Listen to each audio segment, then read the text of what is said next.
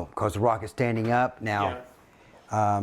So you're doing a vertical launch this time? Yeah, that's the only way I can do it there. So from the highway, it's a quarter mile from the road, and all this area is flat. Good deal.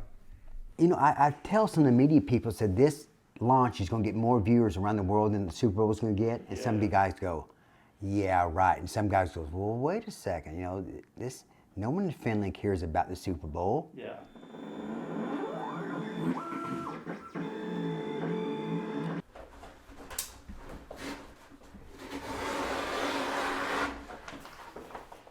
This is what's wrong with the world today. No one knows what's real. I don't know, I just research, and I try to research the research, and that's what I always do.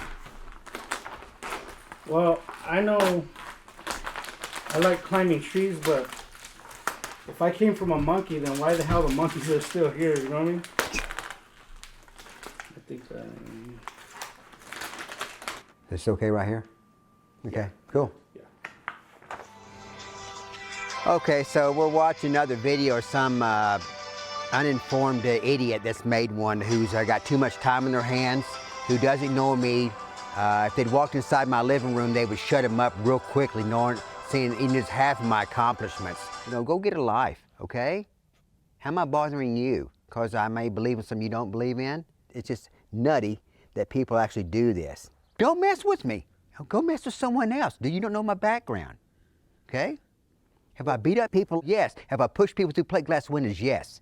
Have I rammed their head into the quarter panel of the Suburban and then kicked the ribs in? Yes. And I heard the ribs snap? Yes. Okay? But I'm a nice guy. There is not an employee of NASA, of Virgin Galactic, of Blue Horizon, that has ever designed, built, and launched himself in a rocket. So there you go.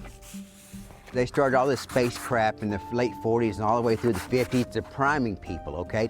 They would do a fake attack through holographic images in the sky, which they can do. And they'll simulate attack from UFOs to reunite the world to fight these beings from another planet or another solar system. So we need the one world government, the one world religion, one world everything, and currency. And that's how they want to bring some of that stuff in. That's in my opinion. You know, I hadn't had a steady girlfriend in about, 11 years, which is my choice also. But do I want to live in Apple Valley? I know. It's not exactly the mecca of entertainment, but it's inexpensive to live here, and I've got a shop. To have this down the hill where you're close to everybody and everything else, that is $1,500, $2,000, $2,200 a month. There's some months I don't make that much money. So now, how do you eat? And even worse, can't buy cat food.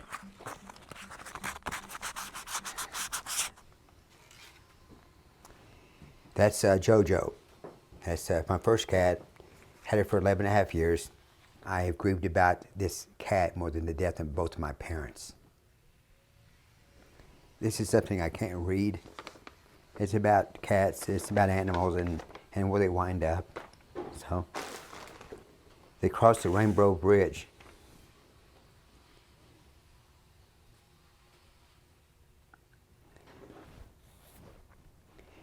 This was her leash.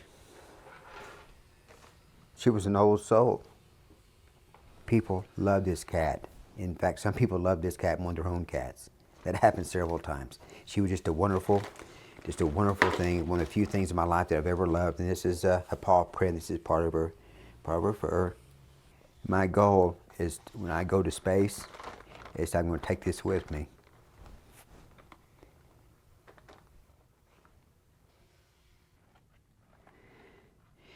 Okay.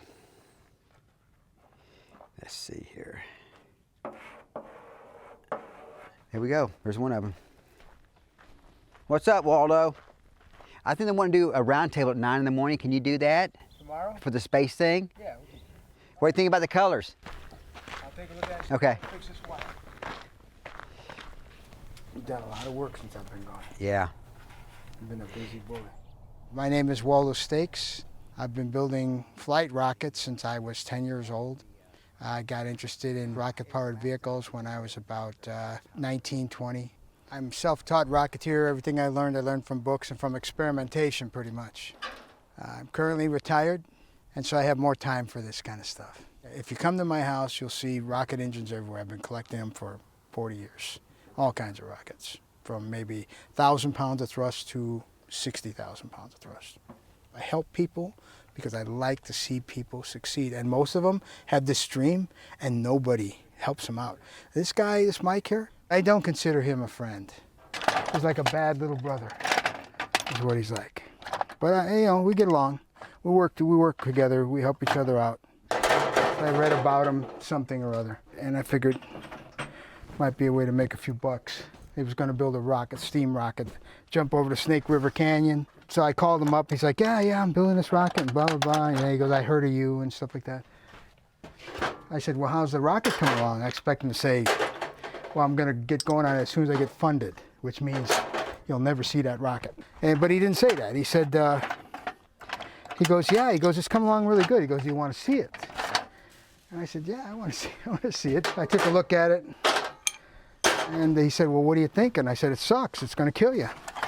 And I said, the balance is off. You know, the structure's okay, but in my opinion, if you're asking me, it's going to kill you. So he goes, would you show me how to have it not kill me? And I said, yeah, I will. Hey, Waldo. Anytime, babe. Give me a countdown. 3, 2, 1. Nope, gotta go farther.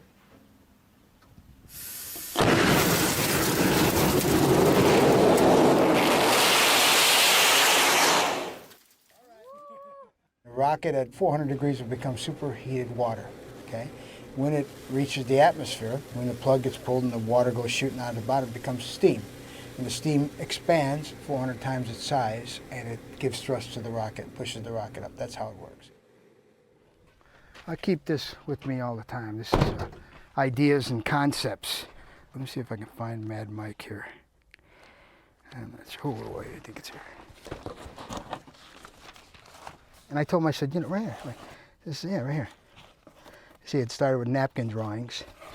And this is the first rocket. I said, you know, you're going to be tucked down inside here. You need to be tucked down so you can make the fins anything you want, you know, shaped any way you want. You could shape it like a penis. You could paint it tan. I said you could go to Viagra or Cialis or one of these companies, Pfizer, and have it sponsored from them. Did he tell you the story of the launch that he actually did?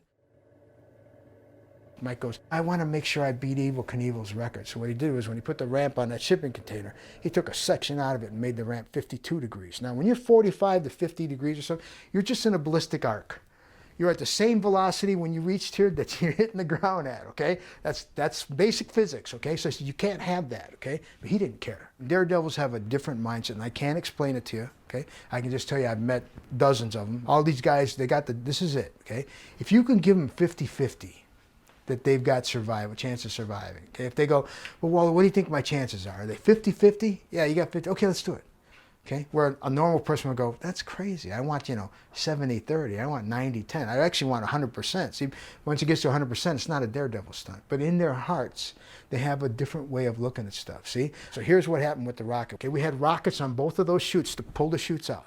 He goes, I don't trust them damn things. What ended up happening was he disconnected the rocket from one of them. Just before he's ready to get into the thing, he hears a noise, okay? And they're looking around and the rocket has spun a pin leak. The pin leak means that's gonna crack the weld and it's gonna go boom. It's gonna blow up and kill you. You know what Mike does? Everybody out of the pit. He puts his helmet on, he climbs up the thing, he gets in there, and he wants to beat the explosion. This is true. See, a 5-point harness, it takes 10 minutes to put a guy into it. You got to put him in there, keep scooting him back. There's a pattern. He goes, click, okay, get away, get away. Everybody kind of gets out of there, right? Boom, he hits it.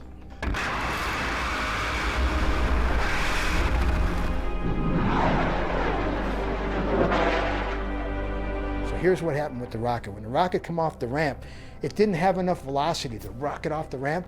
Instead, it hooked up off the ramp and it did this. Then it went into horizontal flight. Okay? When it went into horizontal flight, it wasn't fighting its weight in a climb, so it picks up another G of acceleration. So now he's doing 350, 370, 400 miles an hour. And then he comes to. He said he wouldn't have, he was fucking out. Just so happens that when he came to, he reached for it and on the right and pulled the one that had the rocket. The chute kept pow!